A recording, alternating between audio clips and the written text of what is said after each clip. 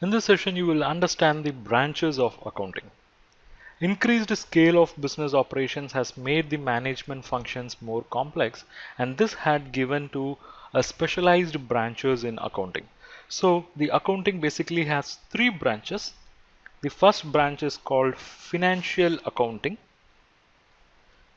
The second branch is called cost accounting, and the third branch is called management accounting. So what is financial accounting, what is cost accounting, and what is management? Financial accounting is concerned with recording the business transactions in the books of accounts in such a way that we will be able to know what is the operating results, that is whether you have profit or loss, and we'll be able to know what is the financial position of the business as on a particular date. So understand, financial account is basically concerned with recording the business transactions in the books of accounts to know these two items. Then what is cost accounting?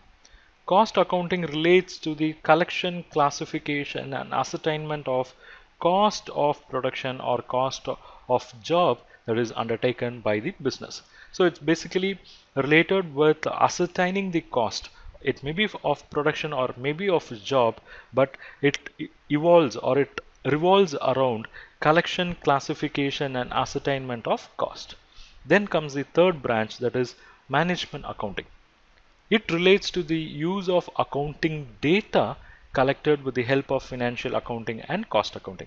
That is, management accounting makes use of the information from both the cost accounting as well as the financial accounting. So it relates to the use of accounting data collected with the help of financial accounting and cost accounting for the purpose of policy formulation, for the purpose of planning.